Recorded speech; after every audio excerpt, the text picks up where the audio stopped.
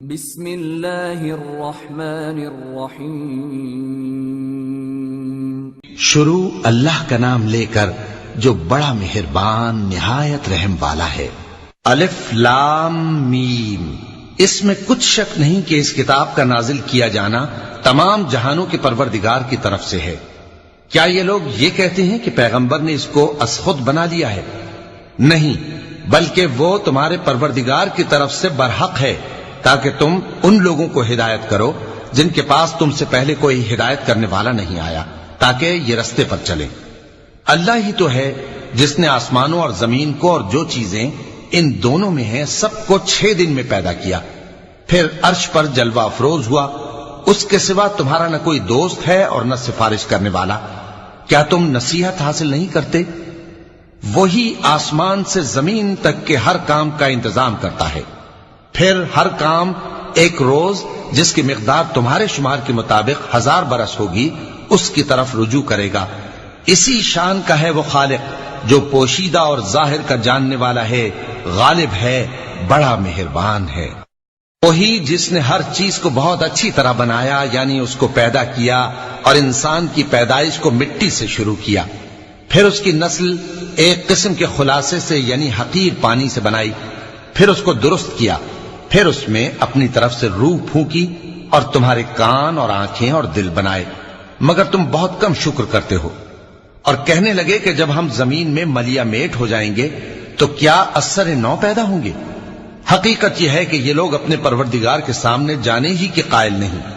کہہ دو کہ موت کا فرشتہ جو تم پر مقرر کیا گیا ہے تمہاری روحیں قبض کر لیتا ہے، پھر تم اپنے پروردگار کی طرف لوٹائے جاؤ گے، اور تم تعجب کرو جب دیکھو کہ گناہگار اپنے پروردگار کے سامنے سر جھکائے ہوں گے اور کہیں گے کہ اے ہمارے پروردگار، ہم نے دیکھ لیا اور سن لیا، تو ہم کو دنیا میں واپس بھیج دے کہ نیک عمل کریں، بے شک ہم یقین کرنے والے ہیں۔ اور اگر ہم چاہتے تو ہر شخص کو ہدایت دے دیتے، لیکن میری طرف سے یہ بات قرار پا چکی ہے کہ میں دوزخ کو جنوں اور انسانوں سب سے بھر دوں گا، سو اب آگ کے مزے چکھو، اس لیے کہ تم نے اس دن کے آنے کو بھلا رکھا تھا۔ آج ہم نے بھی تمہیں بھلا دیا ہے، اور جو کام تم کرتے تھے ان کی سزا میں ہمیشہ کے عذاب کے مزے چکتے رہو۔ ہماری آیتوں پر تو وہی لوگ ایمان لاتے ہیں کہ جب ان کو ان کے ذریعے نصیحت کی جاتی ہے تو سجدے میں گر پڑتے اور اپنے پروردگار کی تعریف کے ساتھ تسبیح کرتے ہیں اور غرور نہیں کرتے۔ چونکہ آیت سجدہ تلاوت کی گئی ہے لہذا سامعین پر سجدہ واجب ہے۔ ان کے پہلو بچھونوں سے الگ رہتے ہیں، اس حال میں کہ وہ اپنے پروردگار کو خوف اور امید سے پکارتے اور جو کچھ ہم نے ان کو دیا ہے اس میں سے خرچ کرتے ہیں۔ سو کوئی شخص نہیں جانتا کہ ان کے لیے کیسی آنکھوں کی ٹھنڈک چھپا کر رکھی گئی ہے، یہ ان اعمال کا صلہ ہے جو وہ کرتے تھے۔ بھلا جو مومن ہو وہ اس شخص کی طرح ہو سکتا ہے جو نافرمان ہو؟ دونوں برابر نہیں ہو سکتے۔ جو لوگ ایمان لائے اور نیک عمل کرتے رہے ان کے رہنے کے لیے باغ ہے، یہ مہمانی ان کاموں کی جزا ہے جو وہ کرتے تھے، اور جنہوں نے نافرمانی کی ان کے رہنے کے لیے دوزخ ہے۔ جب چاہیں گے کہ اس میں سے نکل جائیں تو اس میں لوٹا دیے جائیں گے، اور ان سے کہا جائے گا کہ جس دوزخ کے عذاب کو تم جھوٹ سمجھتے تھے اس کے مزے چکھو، اور ہم ان کو قیامت کے بڑے عذاب سے پہلے دنیا کے عذاب کا بھی مزہ چکھائیں گے، شاید وہ ہماری طرف لوٹ آئیں۔ اور اس شخص سے بڑھ کر ظالم کون جس کو اس کے پروردگار کی آیتوں سے نصیحت کی جائے تو وہ ان سے منہ پھیر لے۔